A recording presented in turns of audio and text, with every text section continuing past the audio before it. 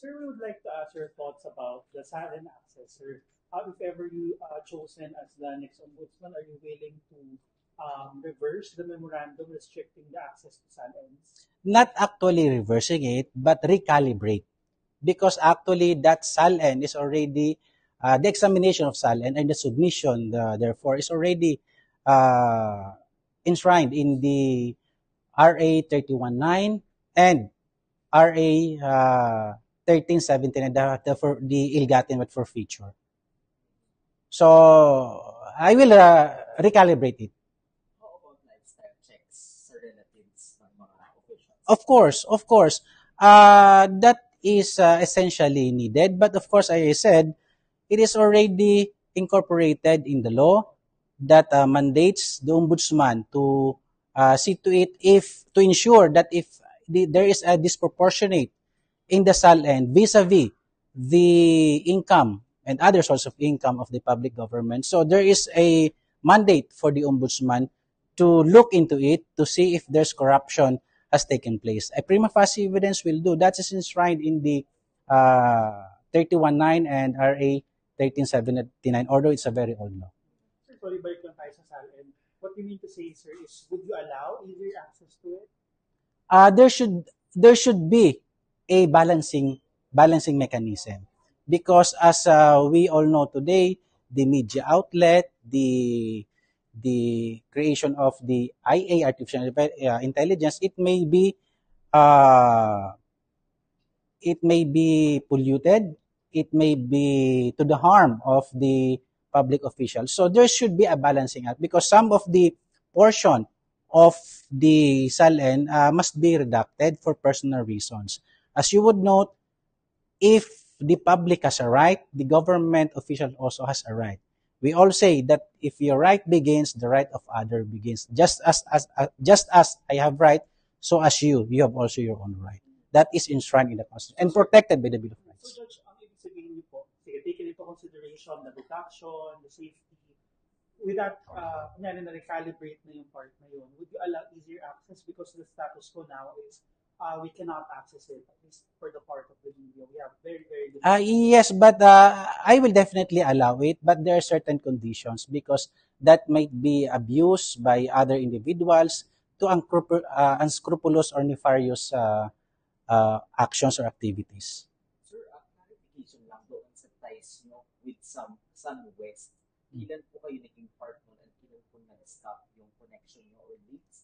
Ano po ba yung goal nyo doon? I have been employed in the SunWest, I think, year 2013, and I've already severed my employment the year 2000, I think, 17. So I am the in-house counsel of the SunWest there.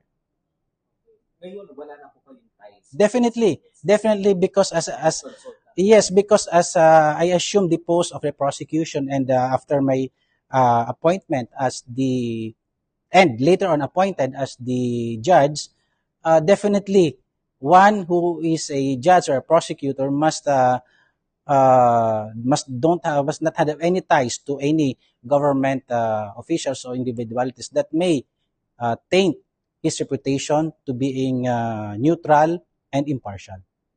Sir, kanina natanong na rin naman po, pero to assure lang po our public, if ever chosen po kayo na next ombudsman natin, how can you ensure the public po that you'll be fair, especially na meron po, mainit po kasi issue talaga ng, sa mga contractor. Paano po natin mapapangako sa publiko? Or paano po i-assure? Well, definitely the Constitution provides for the mandates of the Ombudsman as well as the Republic Act 6770.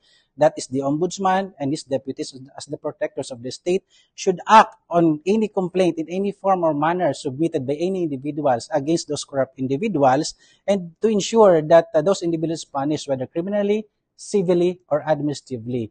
So by that, if ever I will be luckily appointed with the help of Almighty God, therefore, I would be true to its mandate without fear or favor, without choosing any individuals for any gratification, any means whatsoever. So, but I think here's what I said in the interview. As of today, the government as a whole, and any instrumentalities because of the fast flood control projects and any corruption that may hereafter be made, we are on the reactive stage. If there's a corruption, then here comes the NBI, here comes the DOJ, here comes the Ombudsman on a reactive manner. Why not? If I will be appointed, I will do a proactive approach. How it will be done? Well, I will create a committee, an organic committee within those agencies that are involved in the disbursement, in the bidding, that involves projects, goods, and services. Because if we prevent it at its core level, definitely corruption will be eradicated. From the bidding process, there should be an ombudsman that will ensure that all compliance, documentary compliance have been complied with by the bidder. Just take note, remember in the Senate hearing, there is, I think it's Senator Jingo Estrada that asked the resource speaker when he said that the documents would show that you have only a 250,000 capital, but you bagged a 5 billion contracts. So there lies already a seemingly corruption. If the ombudsman is there at the bidding process, probably it will not happen at all. And finally, from the bidding process up to its final implementation, that is the to see to ensure that projects are properly implemented according to plans and specifications, and ombudsman will be there to see to it that it is true that it has been complied with, then definitely there would be no corruption after all, because it will be eradicated. There would be no grease money, there would be no lagay or kickback, so to speak.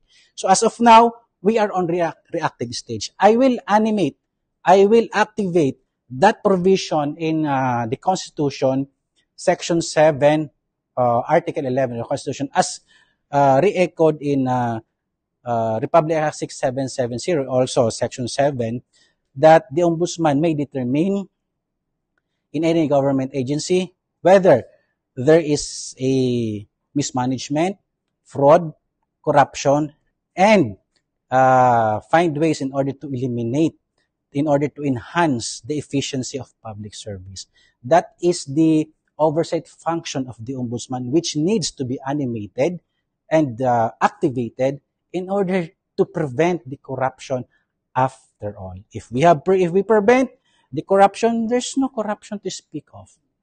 Sir, balikan ko lang po yung ghost projects kasi gumawa na po yung ombudsman ng investigatory panel on the ghost flood control project. Sir, if you are appointed ombudsman, will you continue that and conduct a motu proprio investigation? Definitely, and in fact, there's already a ongoing investigation by the ombudsman.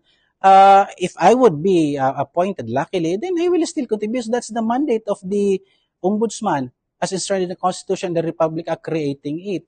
In fact, it need not have be made at the later stage. In fact, it should be made at the earlier stage. Even though the president is contemplating to create also independent committee, and still the ombudsman has its power, and it will continue. And if I am appointed, I will continue that power to investigate all those unscrupulous and nefarious activities within the government.